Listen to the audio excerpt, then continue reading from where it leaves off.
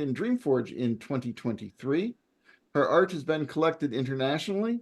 Elizabeth has painted murals in California, Mexico, Spain, and Italy, and shown her paintings at the LA Contemporary Museum of Art.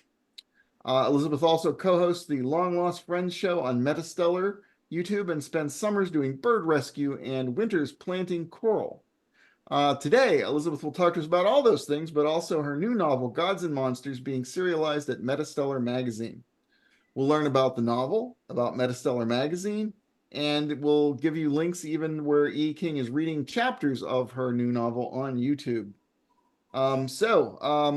Elizabeth, welcome. Thank you for coming to talk to our Dreamcaster rating group. We're really glad you're here. Thank you so much. I'm so thrilled to be here.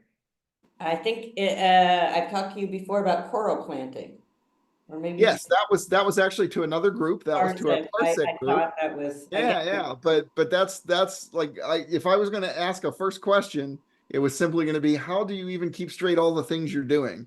Because you're painting, you're planting coral, you're rescuing birds, you actually get out in the field and do these things and spend a lot of time and energy doing them, and then you're telling people about them and talking, but you're also doing paintings and you're doing stories and you're writing a novel. It's like, how do you even coordinate your time? That's my question. Thank you. It sounds like a lot harder than it is, actually. I'm very lazy. I'm very lazy. Really, I am very lazy. Yeah, I'm thrilled to be here. I'm happy to talk to you about this novel and serializing it, which has been really continues to be an adventure in serializing a novel, and also Metastellar, which I encourage all of you to look into for submitting. A quick Metastellar plug is that we are a pro magazine for short original fiction, not long original fiction because we don't have a big budget. Though we do accept reprints. We don't pay for reprints, but they do go out and get some publicity. Let's see. So, Gods and Monsters is a very strange book. It's kind of hesitate to say it, but I will say it, a literary vampire novel that I wrote about 4 years ago when I was living in Mexico in a magic town. And for those of you who don't know, and please interrupt me if you want to ask me any questions or raise your hands or something. There are actually like 47 or something magic towns that are classified that way in Mexico by the government. And a magic town has certain rules, like it has to have a certain kind of architecture that's gone on and some traditions that have gone on unchanged for hundreds of years. So you'll have like Indians dancing in the streets for days, and I am not a very woo-woo person. I'm a science background, right? I'm not, generally speaking, into a lot of woo-woo stuff. But magical stuff happens there. It's weird. I mean, I was in this one plaza and I saw a building I had painted years before. I don't even know where, because I usually work from photos. I mean, I was dating a guy and he had pictures of San Miguel on his wall that he'd gotten from a roommate. You're thinking of somebody and you round a corner and there they are. Weird stuff happens. So even though this book, Gods and Monsters, takes place mostly in San Francisco in 1980 during the AIDS crisis, I think that sense of magic in everyday life might have infiltrated it. So basically, with this book, even though I didn't write it this way, we're dividing it into sections every week and putting them out in print on Metastellar. I'm also recording them on YouTube so you can listen to the book. And now, at the very beginning, I would say, wait, but now there's probably 14 episodes out. So it's enough that you could actually listen and get a sense of it. It's a complicated story. It goes all over time and place. It deals with a lot of ancient gods from different places. Basically, they end up in San Francisco, which is a good place for Gods and Monsters. during the 1980s. This is the book cover, only it says Gods and Monsters on it. And I painted this, and I filmed myself painting it so nobody would think it was AI. And when I record and I make mistakes, Maria Korloff, the editor, is always like, "That's great. People will know you're not AI." So it's a kind of a weird time to be doing stuff. Let's see, what else should I tell you about this? Oh, there's a lot of biology in the book that's actually real. I deal with orchids in their very strange relationship to insects. Usually every single orchid has its own individual pollinator. And so with that, like bee dies, that orchid dies. But they have very odd ways of pollinating, you know, all kinds of subterfuge and perfumes giving. And so I have that in the book as sort of a through line, as well as when I write, even if it's crazy speculative fiction, which usually it is, I like to use, at least in books, a lot of history because, well, for one thing, it's easier. It's already written for you. So if I am writing a time I was writing in San Francisco, one of the characters goes back to, let's see, the early 1900s. So I was looking at characters and I just pulled some out that were very interesting. And so there's a lot of actual history in there. Though I think you can probably tell what's real and what isn't. I do mention it in the epilogue. The book itself is going to be out the end of August, early September. We're releasing it before it's actually done serializing, just so people who've been following and need to have it can, but also because that makes releasing it for different awards better and easier. Hey, I have one question for you that was sent in by one of your followers, Fran Eisenman. And Fran said, "Hi, Elizabeth. Did you write the whole novel before the serial began, or did you write chapters as you went along, maybe taking feedback into account? And would you want to do it one way or the other?" Now, it sounds like this is something you wrote before you started the serialization. It is. I wrote it before the serialization, but then I worked right before we published it. I spent a long time working with an editor at Metastellar, Sophie Gorlich. I hope I'm saying her last name right, which was great. And then I got feedback because one of the groups I deal with in it is the Lenape Indian tribe of basically upstate New York. They were all along the Delaware River at one point. So I wrote to the tribe and got some feedback from them, as well as some people in the Chinese American community. In fact, Elizabeth of the Chinese, well, not of the Chinese American community, but she helped me with names and everything, which are really difficult if you don't have any idea, you know, how to work with first and last names and all that. So she gave me great feedback. And then, so I did some rewriting, but then I had to divide it into sections. And part of the way I did the sections, I mean, I wanted to leave it on a cliffhanger, but that's not, I had written this book before and and my chapters are not equal length. I can, you know, one chapter might be 10 pages and one chapter might be 1 page. So it was more a question. And because I was going to be narrating, it was also like, what can I narrate comfortably? So usually it's a couple of thousand words. So that's how I did it. Now, there are a couple of novels I think would be great serialization because they're more murder mysteries type, which lends itself.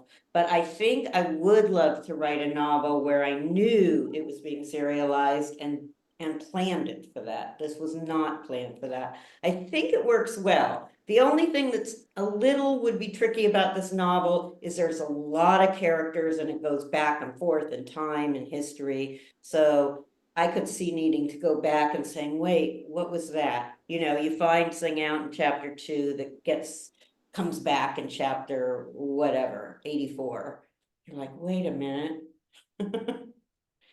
Well, first of all, you had mentioned Elizabeth Long. She's here today as a guest of yours. So, hi, Elizabeth. Nice to have you with us.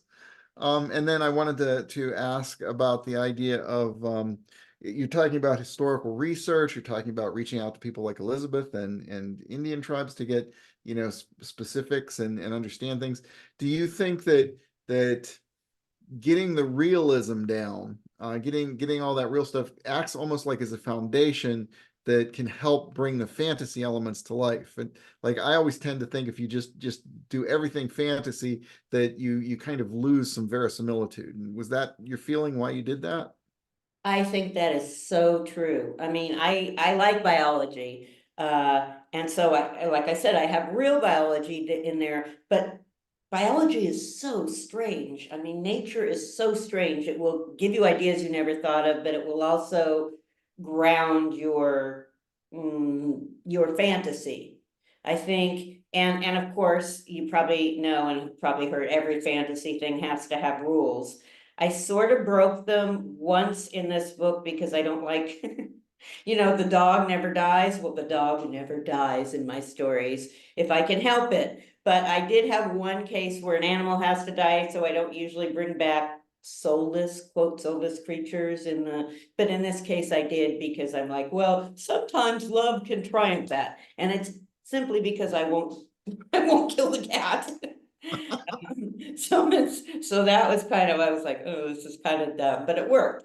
Um, but yeah, I definitely think having real facts, whether it's history and or biology, grounds it. I know I talked with Larry Niven about some of his work, and he's always drawing on, I mean, there's sunflowers in one book that become like weapons, but he uses the way sunflowers really work.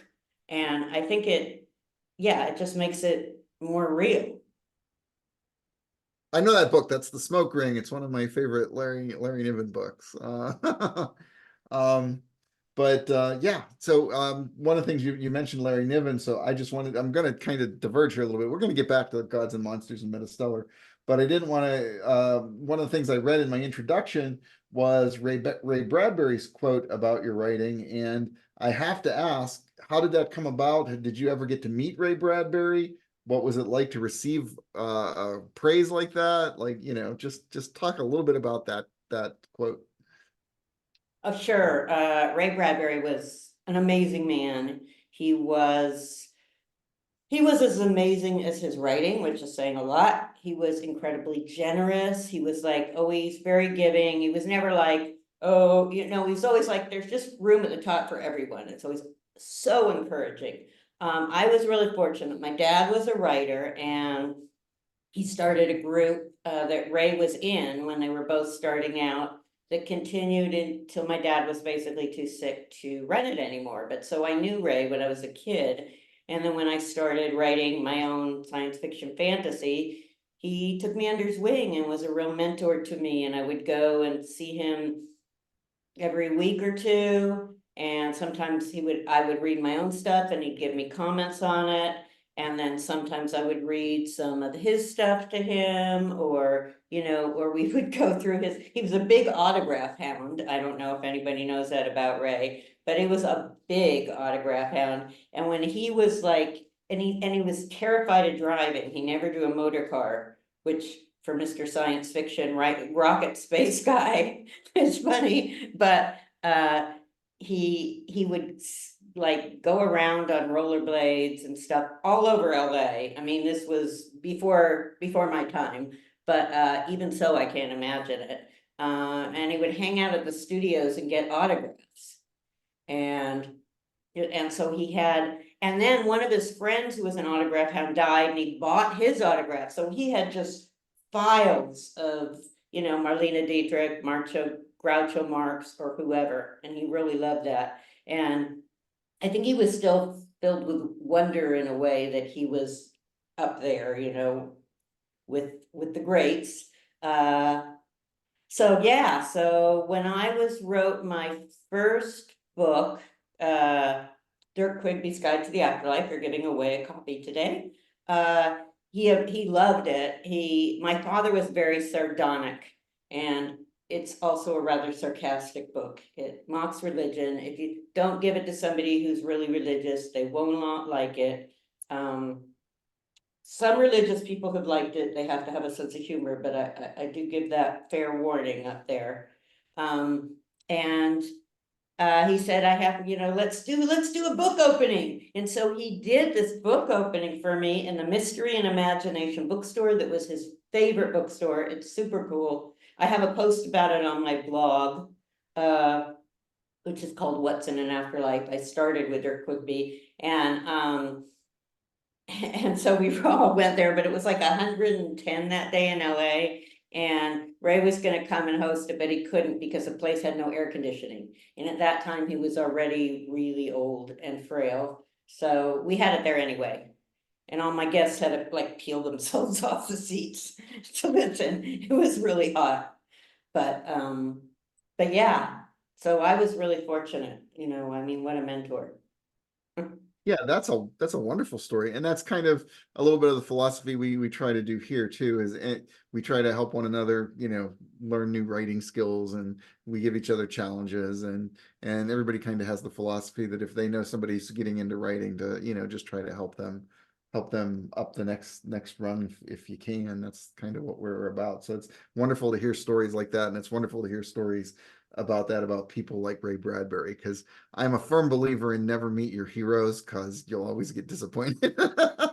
But that's nice that he sounds like he really was a nice guy. Well, and anybody listening to the video here can hop back 2 videos to Jonathan Mayberry for another Ray Bradbury story that was also very heartwarming. So check that one out too.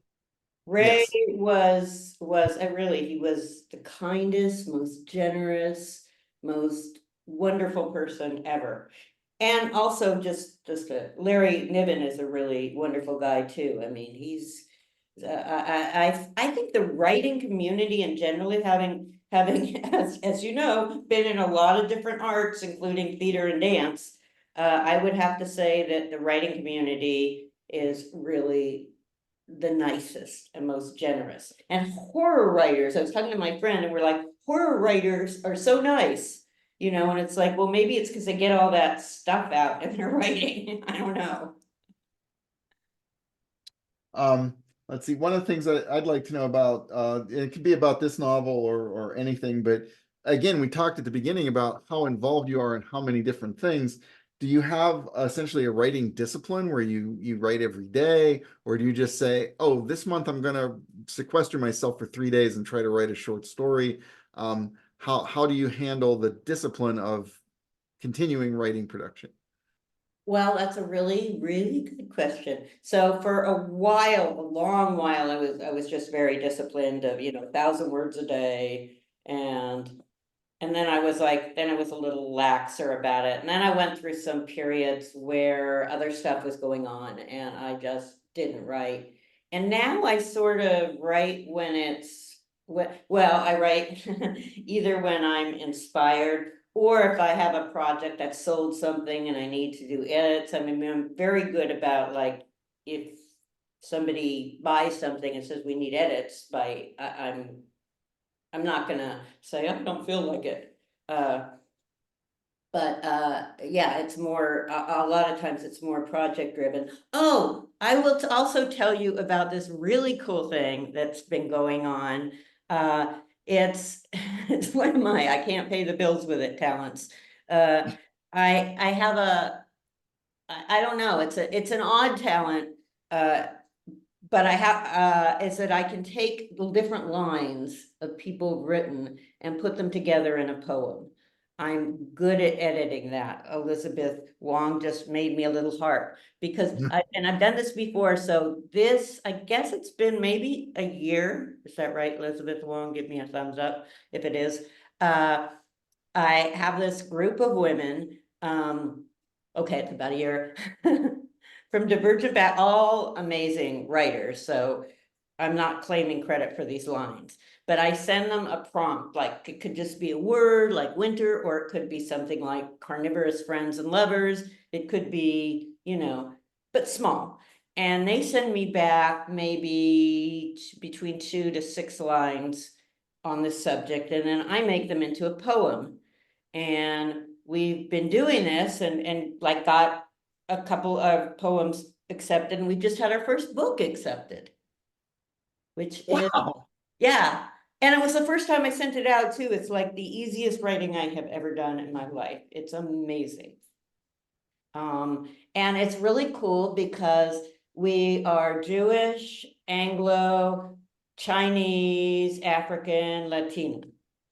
So it's all these different backgrounds and cultures that, you know, sometimes you wouldn't think would necessarily, you could fit it all, and it all works so cool. It's really wonderful. And so that's been really fun and exciting for me. Oh, which didn't answer your question about, yeah, planning. Okay. But We were talking about we were talking about your discipline. So what are you doing like right now these days? Do you set aside time each day, or are you too busy? well, I like today I had a story that I knew the market I wanted for it, but it has to be. So I had worked on this. I did work on the story a lot today. Yesterday, what did I do yesterday? I know I was wandering around and I went to a party. And I wandered around the old city at night and I heard the most amazing violinist playing on the streets. Uh, it was incredible. He was so incredible. So that was yesterday and something. Oh, and I did a book club reading. What I've been doing here a lot too, which I'm really excited about, is I'm doing a lot of readings. I do poetry slams, I do readings, and I started in dance and then went to theater and then went to art. So I like performing. I love it. So that's been really fun here. Actually, there's a lot of English language performing you can do. Before anyone asks me if I can do it in Spanish, I cannot. Well, I could, but nobody would like it. Well, And yeah, I know. I think you mentioned at the beginning we may have not had everybody here or not, but you're in Barcelona right now. Is that's correct? I am What brought you there? And I know you do coral rebuilding in Bonaire, and I'm not sure where you do your bird rescue. It's like, do you just like bopping around the world, or have you found Barcelona as a new home, or how's that work? Well, I guess both. I have done coral building in Bonaire and would go back there to do it. Though an interesting thing, if any of you are divers and want to get coral certified, once you've been certified to and know how to do reef building, you can do it in different places. And I think they might have some diving stuff here. It wouldn't be coral building. Though I did go snorkeling around this place near here and spent a long time with an octopus, so that was very cool. I do like traveling. I'm from Hollywood originally, lived all over the place. And I've always wanted to live in Europe. And Barcelona is wonderful. But it's more wonderful than I thought it would be, frankly. And there's a lot more opportunities for reading and stuff in English that I mean, I didn't know there would be, but that's been really nice. So I do have some travel plans and I'm not sure where next. I did the bird rehab mostly in well, I started it in California. I did a lot of bird rehab, but I did a huge amount in Utah. I was living there for a few years. And yeah, one summer we had like 240 birds come through the house and go out the other end. It was a lot. Um, let's just wander back to Gods and Monsters for a bit here. Now, one of the things in the last few meetings that we've actually been talking about horror. We had Jonathan Mayberry come and talk with us about horror, and Scott Edelman. He's been like an 8-time Bram Stoker nominee for horror. And so, just if we're writing horror, what are we doing in your opinion? Like what makes something sort of have and how do you incorporate that into Gods and Monsters? It's like what makes something have a feeling of horror? Well, I would say God's, well, no, I guess there's one other book I have that has some stuff that's definitely horror. And Okay. God of Monsters has some stuff that's definitely horror, blood, gore, horror. And that's an interesting question. I think when it's horror, you pretty much, like, I've sold a lot of stories to horror magazines that, they've got some, but they're not horror. They're not like blood and gore and, guts spilling out all over. Usually I don't write that, but it did happen in Gods and Monsters in one scene. And I think part of it is, it's to get to that other side, maybe, you know, of that horror, and have the character, you know, come to another place. So I'm trying to, in Gods and Monsters, it's also that, I'm dealing with old gods a lot too, and they were pretty bloodthirsty. Not that our modern gods aren't bloodthirsty, they just hide it better, some of them. But history is bloody. And so when you take that to another, you can have soldiers massacring each other, hundreds, thousands of soldiers are all killing each other on the battlefields, but one little, werewolf ripped somebody's guts out and you call it horror. So, that's interesting. That raises the question then, is how much do you think horror has to be speculative? Or could the soldiers killing each other be horror on their own? Or do you need the speculative element to truly be horror? That's a really, really good question. I would say the soldiers could be horror on their own, but if you're selling to a market, no, you write a war story or a murder story, unless there's some speculative element, usually you're not gonna get into the horror movie. I would say Dreamcasters is a little more forgiving if they really like a story and say, oh, well, it's not really speculative, maybe, but I speak from personal experience.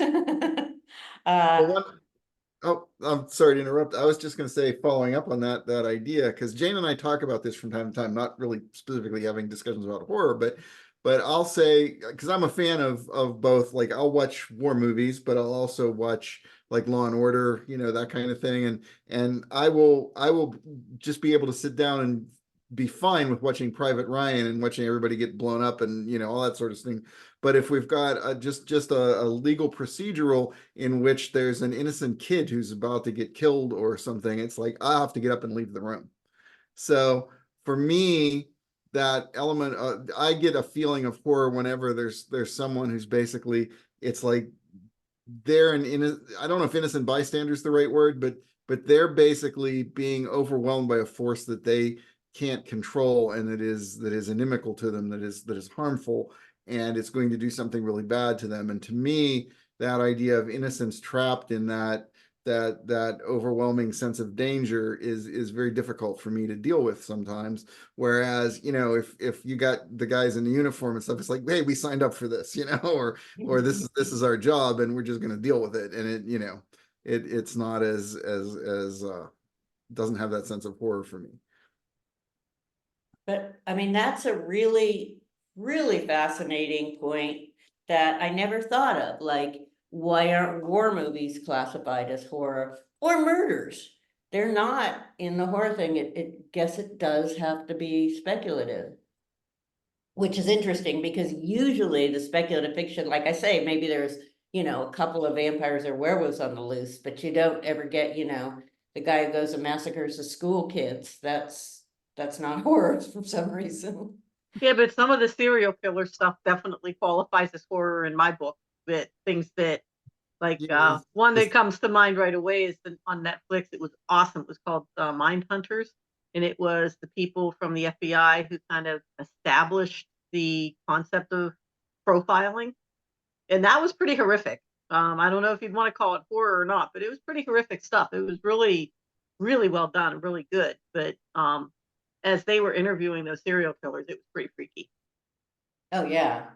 that's very, I mean, it's scary stuff, but it's just interesting because I think usually, like if you're looking at selling a story to a horror, it's gonna be speculative. If it's that like profiling thing, true crime. Now, there is sometimes some little marriage where a magazine will have, but usually if it's true crime, they're not gonna be taking speculative. I hadn't really ever thought of that, but it's a really interesting point. So, I like that idea of thinking of it as part of the market, because that is, I mean, for everybody here, they're writing stories, telling stories. That understanding of the market is kind of crucial to that. So it could be horror, but if it's not really speculative, you're not really going to find many markets for it. yeah, yeah. And I mean, looking for your markets, not that I'm always great at this, but if you do, getting an idea feel of what that market specifically, I can think of especially certain magazines that are looking for pretty specific stuff. And not all, but some you just, get an idea of what they want. And if you're looking to sell to them, aim for that. Or if you write something and then you think, oh, you know what? That seems like such and such. Just opening it up so that nobody, is afraid to ask a question. Does anybody have any questions for Elizabeth at this point? Or when you do, just raise your hand or just unmute yourself and just chime in. Feel free to do that. Yeah. Um, Or let's see. poetry. Gods and Monsters. Oh, this is one thing that was kind of interesting in Gods and Monsters is one of the characters is a crow. And I have done bird rescue, and I had done some bird rescue before I wrote the book. Mostly though was egrets, the large white seabirds, which I love. Those are very cool birds. And then they visit you for a while, and then they leave eventually forever. At least I know I read these stories, and then they come back every year for 20 years. That's never happened to me. But they do stay, while they're learning and growing, they're still coming back when they're flying around. So you have these huge white seabirds, circling your house and then landing. It's quite cool. But so the character in this book is a crow, and like a year afterwards is when I started getting the opportunity to rescue a lot of corvids, mostly magpies, not so much crows, but it's an interesting like reversal, almost like you're going to be rescuing corvids. If you've had actual interactions with corvids, we all hear that they're very smart. Does that play out for yeah? Oh yeah, they're very smart. Though birds are, I mean, they're a lot smarter than we give them credit for, and they can do so many crazy, fascinating things that it's amazing. But yeah, corvid, and they're interesting too. My husband's a drummer, and he likes to rehearse on these little drum pads. And one of the magpies really liked him to play with his left hand on the drum pad. And if he would play with the right hand on the drum pad, the magpie would come and like try and grab the stick away and put it in his left hand. I mean, I don't know if that's smart. It's just It's it was it's something about personality or perception that's there that's very interesting. Yeah. oh yeah. And yeah, dealing with birds is interesting. And anything time you write, it's really, I think, a great idea to look into other species. Whether or not you're going to use that species, you can say, well, look, they can see this color spectrum that we can't see. So what if? Or they can hear this spectrum that we can't hear. So what if? And I mean, I think that's one of the best ways to make aliens real, or octopus, I mean, there are, or, any kind of insect behavior is super interesting. And One of the things that I wanted to ask is going back to the serialization, and how would you approach something like Gods and Monsters differently if you were writing it to be serialized versus serializing it after? That's a really good question, because I think I would, I would really have in mind how each episode ends to, go into the next one. Because one thing we did here too, which, and then after a while, it's really hard, is to do intros and outros. So last week on Gods and Monsters, blah, blah, blah, which is fine at the beginning, but after a while, it's like, last week on Gods and Monsters, you really better have read the rest of the book, because, and next, but I can do the coming up or whatever, and I usually just take a quote, you know. So, but I would like to look into that, where so you're ending each thing probably on a cliffhanger, like they do on TV, where it's like, oh my God, is she really dead?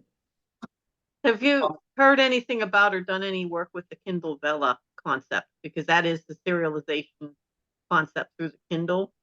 And one of our authors, Crystal Crawford, had talked about that with us previously, and she's been writing that way, which is essentially like a short story a week kind of thing, but the cliffhanger concept and building the story out to be serialized. No, I haven't. I'll have to look into that. Kindabella? Vella. Yeah. So it's a Kindle, and yeah, Jane just spelled it. So uh, there are people making money doing that. I don't know how well they're doing right now, but that was almost a year or so ago. We should check in with Crystal and see Probably even more than a year. more than a year. She's Right. on a second series of stuff now. Maybe even might even be doing two now. I'm not sure. But they were doing something where Amazon was dividing up about among authors depending on page reads and things like that. She was making more money than she was making selling the short stories individually. And it's given away then that after it's finished on Kindle, you can turn it into a book. And I believe she did that with her first series, is out as a book now too. Oh, very cool.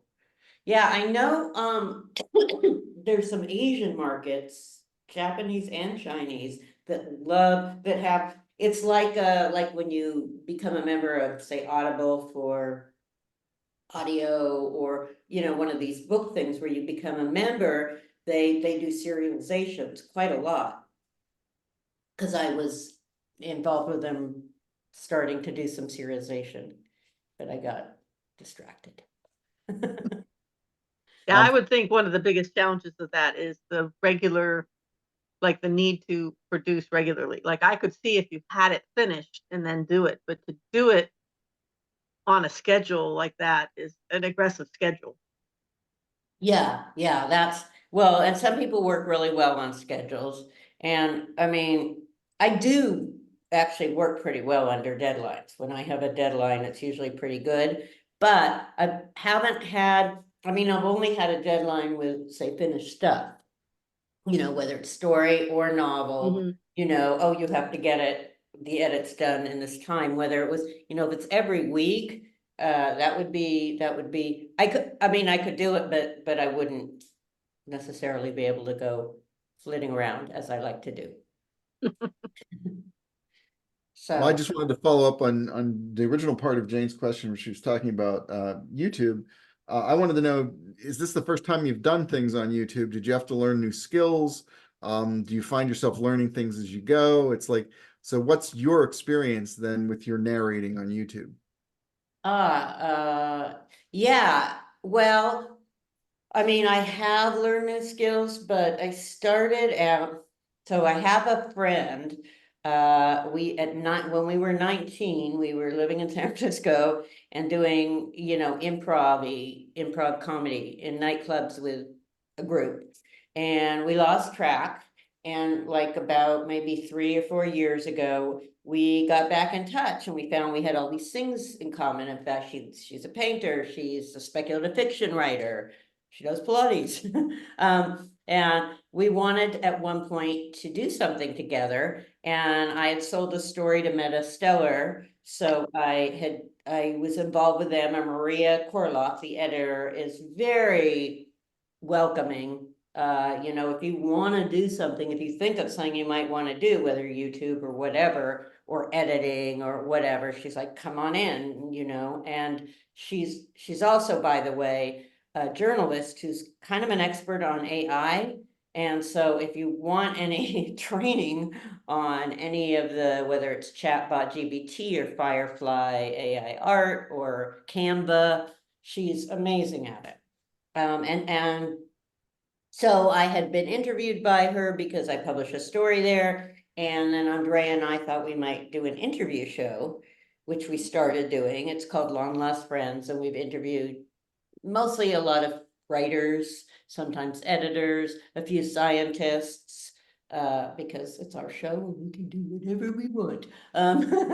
Yeah, I listened to a couple episodes after we talked with the Parsec group, and I really enjoyed a number of them. Oh, thank you. Yeah, it's a diverse group. I mean, some people are super famous, some people you've never heard of, but they're most of them doing really interesting work, I think. And so I got to know a bit more about working on, because we record them on Zoom, but Maria usually directs those, so she's doing things. But then, I started filming. It's very, very, very easy to make a recording on Zoom. If you want to edit it, it's a bit more you know. But as I think I mentioned, anytime I was like, well, I made some mistakes, and she's like, that's great. People know you're a real person, not AI. They want real people nowadays. I'm like, okay, good. All those mistakes that I used to not want to make, now I can make them. But she does, so I don't get those sections edited, but I do get them have musical intro and outro, and I don't do that. However, it's not super hard, now, and it's becoming so quick all the time, and like using backgrounds and AI and stuff, or in Zoom, sorry, that kind of stuff I've learned to do, and it's so simple. I mean, seriously, if somebody is thinking, how do I get a background and switch it up? Give me a message. I'd be happy to show you. There's nothing to it. Trust me, if there was something to it, it wouldn't be up here. I do not have good electricity. Oh my. Tell us a little bit about, because we haven't talked a lot about Metastellar magazine itself. So how old? Because the first time I heard of it was when I first heard of you. So how old is Metastellar, and what do they try to publish? And just give us a feel for the magazine itself. So Metastellar was started during the pandemic. A lot of speculative fiction writers, and I wasn't in on it from the beginning. I did not get in. Whenever I sold the first story to them that I sold to them, that's when I became involved. So they started during the pandemic. It was a bunch of science fiction writers have been, they're like, well, they're like, well, why don't we just start a magazine? And they did. It's all volunteer staff. So nobody gets paid for their work at the magazine. But We're familiar with that concept. That's the same here. almost all, right? I mean, there's just a few where people actually pay themselves or get paid. I think Neil Clark does at Clark's World. I think he gets something like a part-time salary for more than full-time work, but he does have some income that way. Yeah, but I think, but he set it up that way rather specifically when he he started that. And so Metastellar is all volunteer, but Maria Korloff is the editor. It's incredible what she's done, really, because it's one of the, I think, top 5 that gets the most clicks online, and in a pretty short order of time. So one of the reasons they wanted to make it a pro market, which is one reason why they only buy pretty short fiction, because they can buy more short fiction if it's, at a pro market. She does articles and YouTube every week on like the top free sci-fi books, writing advice, all sorts of things. And then like I said, when I sold the story to her, she was like, hey, if you want to interview or whatever, and whenever anybody asks me if I want to be interviewed, I say yes. So I said yes. And then later she was like, hey, always looking for people to do stuff, and anything you want to do. And that's when I thought, oh, I'd kind of like to do this show, Long Lost Friends. And talk to, amazing writers. I know some amazing scientists that I've worked with doing amazing stuff. And that's been a lot of fun. And then pardon me, the idea of serializing this novel came up.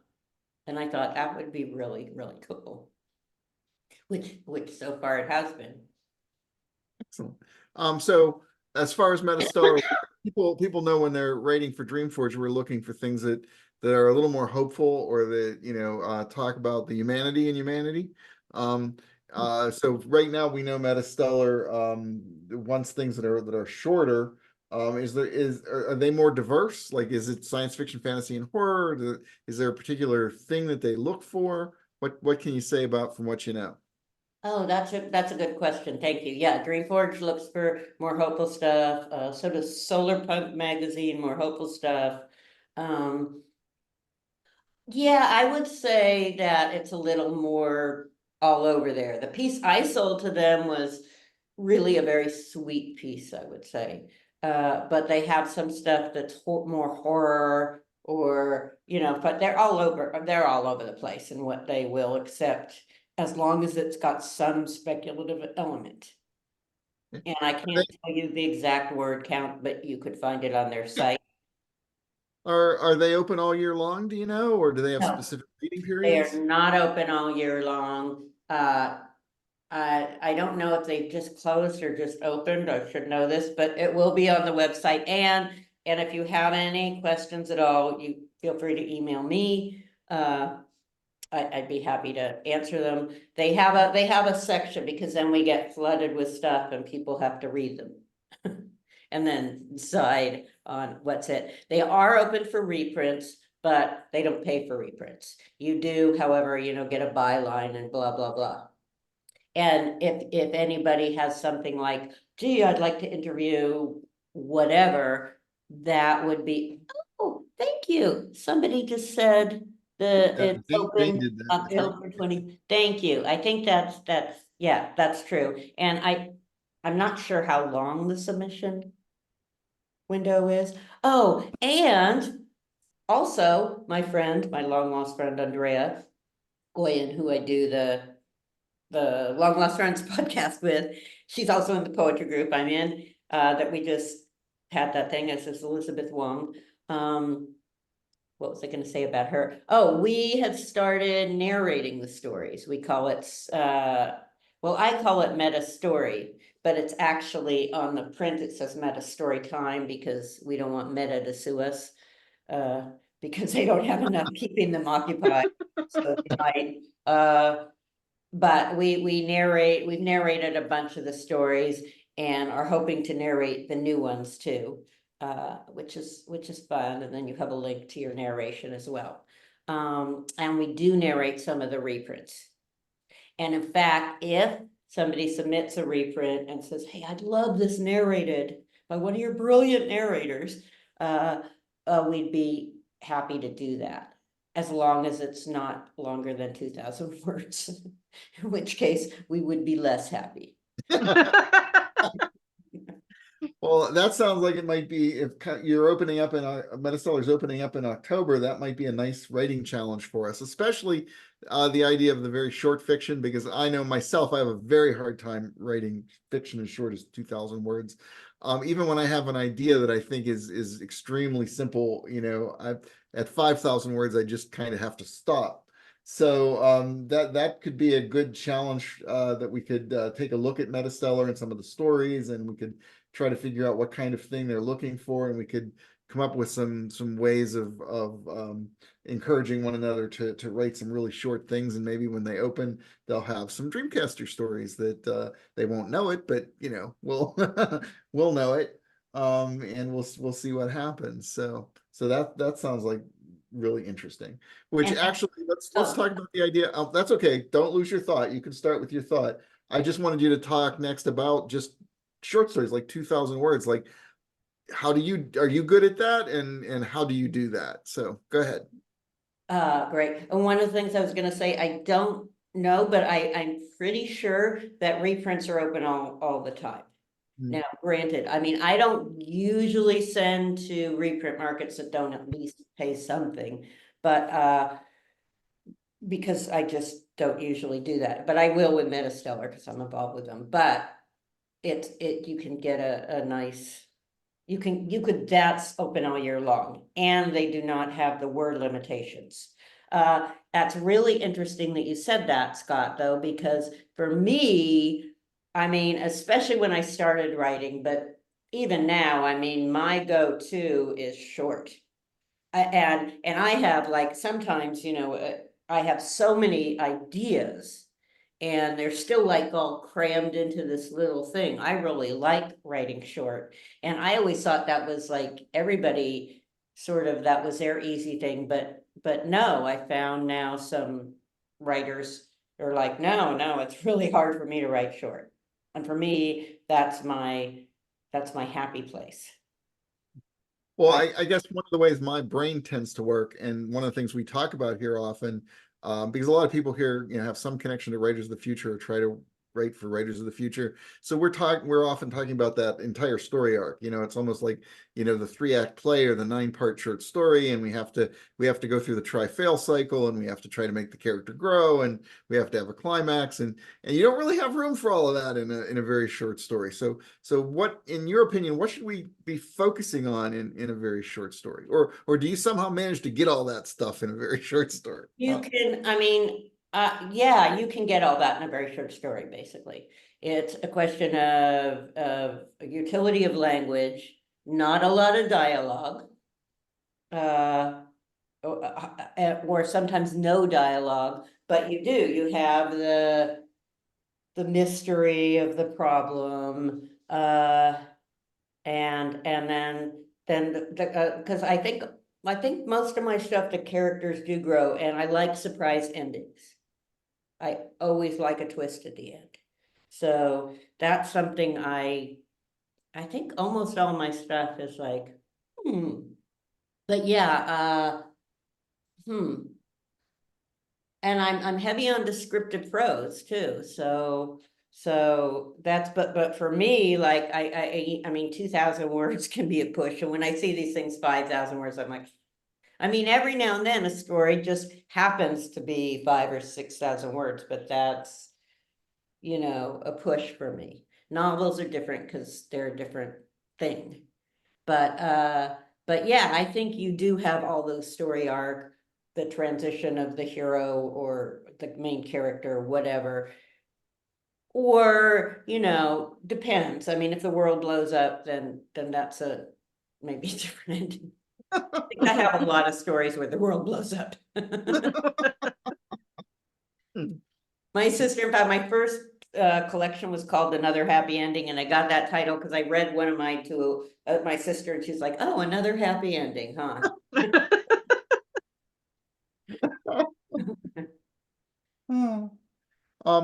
Tell us a little bit about your painting.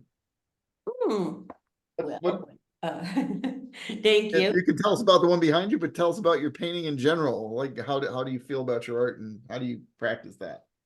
Well, yeah, I started painting many years ago.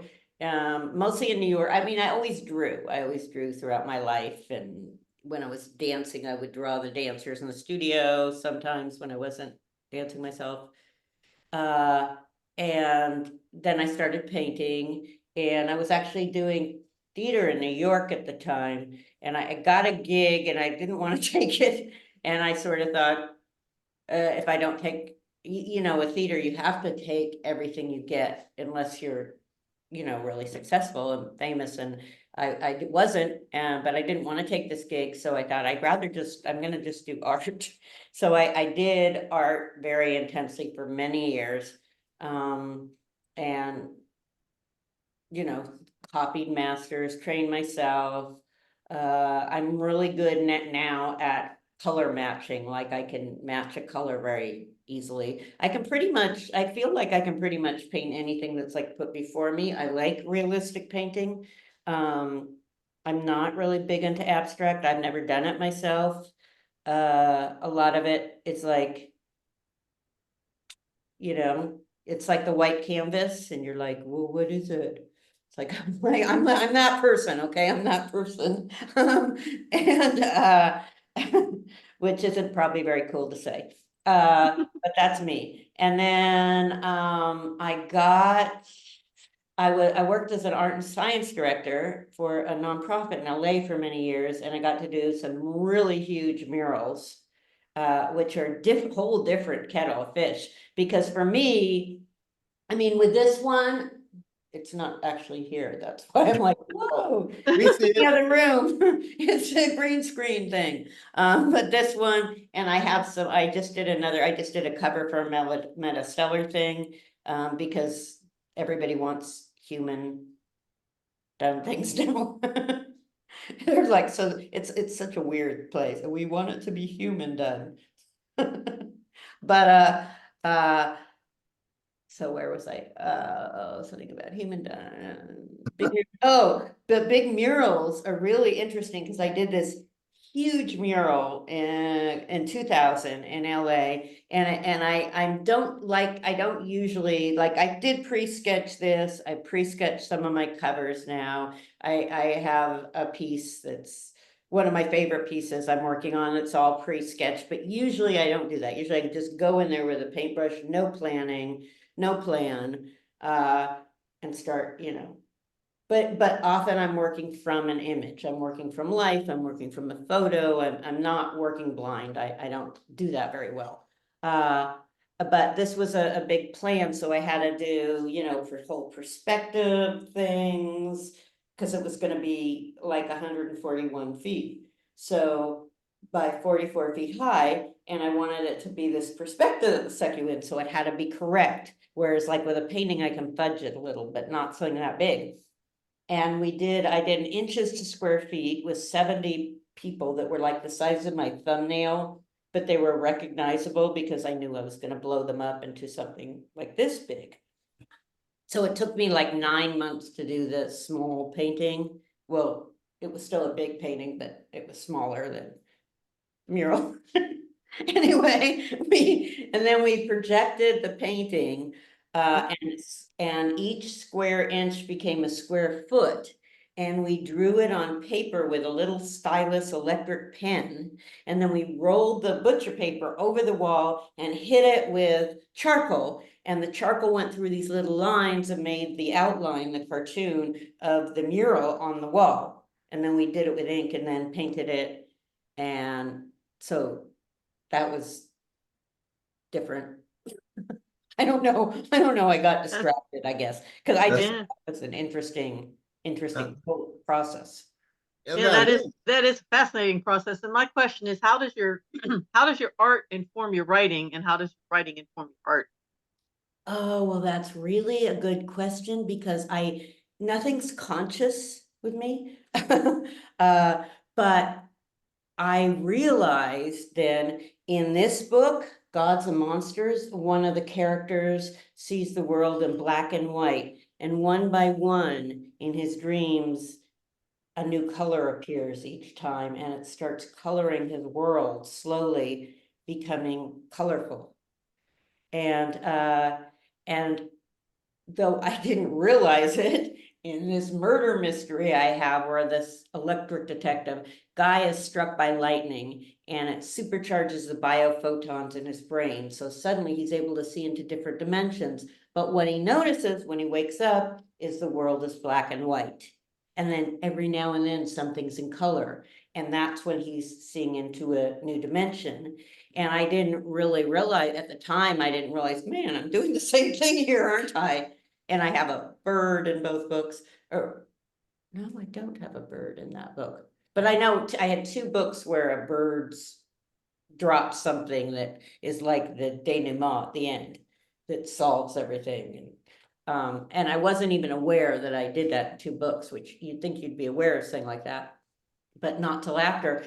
And same with this black and white and slowly colors coming in. And so I think that's true. And then my writing is very visual a lot. You know, I mean, I see the colors, I see the scene, and I sort of see it like my paintings are, which have weird colors in them, because I think if you concentrate, you can see the colors in like a white wall. If you really concentrate, you can see all these colors and things. And I don't usually use black in my paintings. I use mixtures of blue and browns because I think black sort of stops the eye. It's not in nature usually, unless maybe some rocks, but mostly things are not black. They're Well, even if you have a very black rock, it's got the um, reflectiveness and the shine to it that can give it like even a rainbow type effect. But not everybody sees colors like that, because like Scott doesn't. He does not see colors like I see colors. And we've had that discussion a lot of times. Like he's lucky if he can tell something's white or off white, let alone shades of white, that kind of idea. So I don't know with our other writers here if people think or see and color and consider that when they're writing or not, but kind of it's something that I think is really interesting, because one of the stories we have in this past issue does something similar with music, and in my mind it's called the Pitch Pipe Forest, and the author describes music, and it's like it's obvious that the author is a musician, because it describes music and works with music in a way that you're describing color, and in a way that somebody who can't do it can understand that other people can see things or hear things differently than they do, because I don't have any musical ability at all, but I read this story and I understood right away the idea of what that character understood in the music. And I think you're describing that in color. That's really interesting. And I taught an art class once and I was having an exercise. Okay, you put this thing into it. So first you're gonna paint the blue shadows, then you're gonna paint the brown shadows, and then you're gonna paint them together. And the kid is like, I don't see what you're talking about. Yeah. I don't have any, and then I sort of brought me, oh, okay. There's a radio lab, which is a podcast, science podcast. I'm not as crazy about it as I used to be, but there's one radio lab where they talk about this mantis shrimp that has 13 or 17 rods and cones in his eyes. We have what, 4? And they describe the colors. They say, this is what you see, and they play 4 notes, and then they're like, this is the mantis shrimp, and suddenly the symphony comes on. And you don't have to see it, you can hear this, and it's pretty amazing. Yeah, I remember that episode. I really enjoyed that one. That's really cool. And then I mean, that was so beautifully done. And I ran into this little mantis shrimp when I was diving. They're very small, they're really colorful, you could see their eyes, and he had this little hole he would go into, so I would always hang out and see if he would come out and everything. And if he didn't want you bothering him, I saw him do this once, because one time I was like, I can't find him. The next time he's at his little hole and stuff, and he had a little shell that fit perfectly, and he just put it up when he didn't want anybody. You were visually disturbing him, and so he just blocked you out. I know, I was like, oh my God, he's got a little door. So that was cool. But that's also what I was talking about with speculative fiction, especially when you're trying to create, whether it's an alien or whatever, all these different colors and sounds that we cannot hear, but yet other animals can. And or birds that navigate, they have little particles in their eyes, they now think, that actually become entangled with particles in the atmosphere, so that they sort of have this almost map. I mean, Wow. yeah, pretty crazy, huh? Now, following up on what Jane said, she was talking about art informing writing and writing informing art. And my angle on that is, do you ever do a piece of art and then it kind of inspires you to a story, or do you ever write a story that then says, oh, I should draw that? Well, because you know, I was trying to think of an image for the book, and San Francisco and full moon has to do with it. And like I said, there's a crow, and it deals with AIDS and vampires, which seems like kind of a natural thing that I don't think has been done before. So somebody, Yeah, I kind of thought that when you said vampire and the AIDS crisis, I'm like, oh yeah, you'd think there would have been many stories like that, even in the 80s on that. And I don't remember ever really, not like I read a lot of vampire stories, but I've never seen that done. and I don't think so either. I mean, you know, you sometimes you write something and then it's like, oh yeah, that has been done. It's like, no. But I don't think it has, and it seems kind of a natural to me in a way. I mean, you know, blood. So this was a direct result of the book. I recently did a dragon cover for an anthology that asked me to. I mean, things I've seen are more effects, like I have a lot of my Mexican pieces, and then I've also worked with monarch butterflies a lot. So I have pieces about monarch butterflies. I don't know if that counts, so that's not really doing art with them, is it? That's some science informing art and art informing science. Yes. Yeah, so I have that a lot, and a lot of my sci-fi is obviously informed by science. Mhm. By coral, you know, I use coral a lot and stuff because, well, I know how it works. And then, you know, there's actual science is fascinating that's not done much and it's not used much, so I use it in stories. For instance, they found that if you take a reef that's dead and you put little micro recordings of living reefs, that fish are drawn to that sound of a living reef. And so you get fish there, and then if you've made a good environment, they'll stay. So that's kind of cool.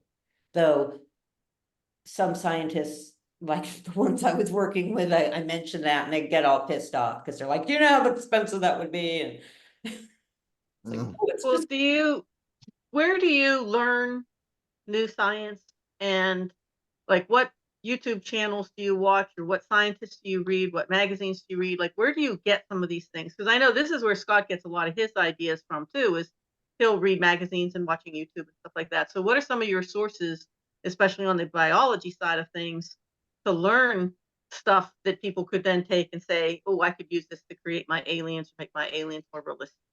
That's also a great question. And I will put in a plug then for my favorite newish, it's probably been here like 3-4 years, science mag, because of course there's Nature, which probably everybody knows. New Scientist has a lot of great stuff. And a lot of these publications, by the way, you can get a free newsletter like sent to your inbox. You don't even have to subscribe. But my favorite science magazine is Nautilus.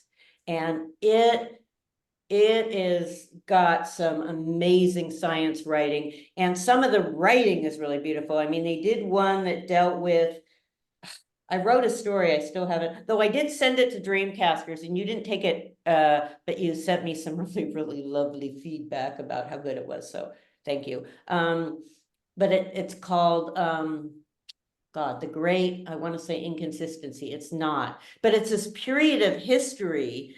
This is true that disappeared for, like, you know how you look at the layers of Earth, and there's this huge chunk of time that is just disappeared, and it's never quite been solved. So of course that's an obvious for science fiction story, but I learned about it in this article in Nautilus, and she also writes, like, thank you. I see you put in the links. I was hoping somebody would do that. That wasn't me. That she deals with her brother having a brain injury and forgetting. So she kind of marries these, and it's a really powerful piece. It was, and if you look for some of their best new writing, you'll find this kind of stuff. But they have really interesting things. Podcasts, I used to like Radiolab, but it's lost it for me, frankly, after they got new people in there. Robert Coleridge left. I don't Yeah, think, I don't think I've listened to it regularly. It was always on the NPR station and it was convenient to listen to. And I haven't listened to it a lot since he left either. yeah, I was a real junkie. If you, I mean, this podcast will kill you is fun for facts about like diseases. Though I don't, Big Biology has some interesting, but that's pretty biology nerdy podcast. But that was the first place I heard about the frog cells that turn into little bots. They take like frog cells and they don't live that long, but they can sort of turn them into little bots. And I kept that. Uh, let's see, where else? So yeah, those are great places. And of course, you can always look up things like Mind. Oh, my favorite book in one of my favorite books in the whole world is called Dr. Tatiana's Sex Advice to All Creation. And it's written by Olivia Judson, who is a evolutionary biologist. And she writes, it's like she writes it like an advice column. So a praying mantis may say, hey, I have the hots for this chick, but every time a guy gets close to her, exactly, she bites his head off. So what should I do? And then she'll say, well, your species. But she covers a huge range of biology, and some of the stuff will just blow your mind away. And you'll have to go running off to get your mind back because it's incredible. She is great. Say that author's name again. Well, it's Olivia Judson, and the book is called Dr. Tatiana's Sex Advice to All Creation. Okay, so I've got a new book to buy and I got a new science magazine to subscribe to. Okay, that's cool. Yeah, definitely. Oh, and like the Olivia Judge, she's writing a new book that for a while, but I can't wait. It's the best book ever. I love this book so much. Excellent, excellent. Okay, well, one of the things I want to do is because we are moving on a little bit here, I want to do our giveaway and then come back to you, Elizabeth, and have you tell us about future projects and what you're going to be working on next. So this month, one of our attending Dreamcasters will win a paperback of Dirk Quigby's Guide to the Afterlife, All You Need to Know to Choose the Right Heaven by E. King. This is the most delightful book this reviewer has read in a while. E.V. King does a masterful job at mixing short vignettes of Dirk's experience with the devil, his travels to the many heavens, his newly discovered lover, and the factual descriptions of the final paradise of each faith.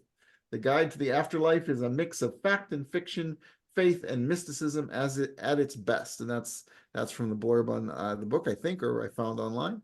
And Jane, who wins our copy today? Hey, Richard. KZ, congratulations. We'll get that to you. If I don't have your mailing address, just make sure I have that, and we'll get that out in a couple of days. And back to Elizabeth. What are you working on next? Like what do you see in the next year or whatever that you're going to be working on?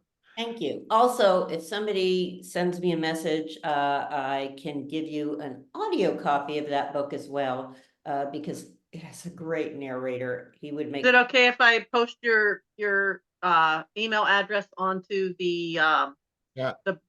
post the page with the video on it? Yes, it is. Okay. So just email me if you want that, or one of the story collections too. I have some audio. They're more generous with audio links than they are with books.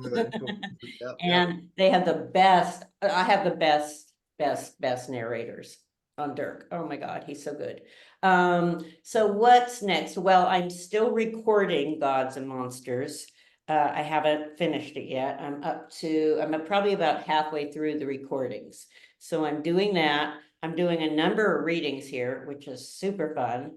I have a new short story collection that's in the works, actually two. One is a short one that has to do with my Mexican stories and the ideas that Day of the Dead, everybody comes back from the dead, and then all the spirits go back to the graveyard, but they're too jazzed up just to go back to sleep, so they stay up one extra night telling their stories. The dead people do. the living are back in their houses. So there's that. And then I want to actually put together a collection of all of my short stories, which is going to be longer than Game of Thrones. And so I'm doing that. I'm working on the poetry book I told you about, and I'm going to be doing illustrations for that of the dividers. Linda D. Addison is in our group, who's won like the Graham Stoker for poetry 5 times or something, and she's going to be doing the divisions, so that's really cool. And then I'm going to be illustrating each of those divisions. And then I have a novel I'm sort of put on hold, but it's there to be worked on when I have time. Well, we wish you the best of luck with all that, and we look forward to seeing when your Gods and Monsters actually comes out for release. That'll be really exciting. We'll help you promote that a little bit on our social, and we really appreciate you being here today. And you gave me a couple new things to subscribe to. That's super cool.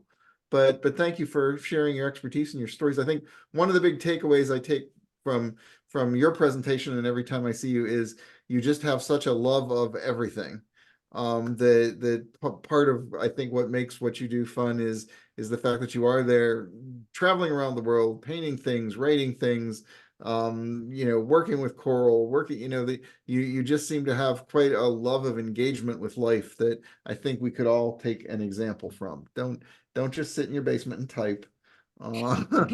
Get out there and be in the world, and it'll give you something to type about, I guess, is how Yeah, I just have a feeling we could talk for hours and hours and hours, and then you'd say something and it's like, oh my God, how did you fit that in too? Because what's the longest you ever lived in one place?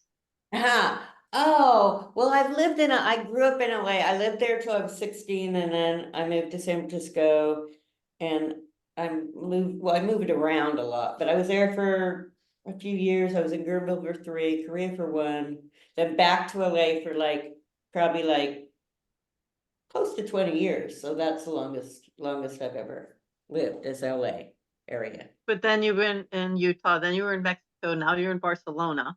What Yes. other places might pop up? Well, I don't know, because that's the beauty of Europe too. Everything's so close and there's so many places. Oh, and if any of you, years ago, I went to this little town on the island of Mallorca called Dea. I got lucky enough, I've worked with Earthwatch a little bit, and I met this woman who ran an archaeology museum and said, come help me for the summer. And I'm like, yes. Oh, that's the other thing. Always say yes to anybody you have to go to her, just say yes. I have said no a few times, and I've usually sort of regretted it sometime, sort of. I mean, I think I was like, well, that would have been such a drag trip, but probably I should have done it anyway. And so there's this little town called Dea that's just beautiful. Robert Graves lived there, and it's got the ocean, it's got oak forests, mountains, olive trees, and this beautiful Mediterranean Sea that's great to go swimming in, unless it's full of jellyfish, which happens. But it's just this little town where everything's packed together, like these amazing restaurants and people giving readings and dancing, and so you can just do all this stuff in a very little area. So I'm hoping to go back there for the summer, and there's so many places there I haven't been. Wow. Yeah, nobody's ever said to me, let's go to Mallorca for the summer. I've never had that offer, so I'll have to say yes when that comes along. Definitely say yes. Okay, well, thank you so much, Elizabeth. We're just gonna hang around here and talk for a little bit, but we really appreciate you being here. You can just, leave whenever you want or hang around and listen. That's okay. But thank you again so much. Well, thank Um, you. Always Thank a you. pleasure. Oh, thank you. And we'll see you at Parsec in the middle of the month. We'll see you on the 15th at Parsec. Yes, thank you so much. And Maybe for that one, do a little reading from Gods and Monsters. Maybe give them a little sample. oh, that's a great idea. Thank you. I will do that. That'll be super fun. And seriously, you're going to have my email if you have questions about anything. Doesn't have to be Gods and Monsters. If it's about but I can help you with, I'd be happy to do that. Sure. So, Thank you so much. Guys, next month, we're gonna work on writing exercises. I've put together a thing that I'm working with that I call the fivefold passage, which is just a way to write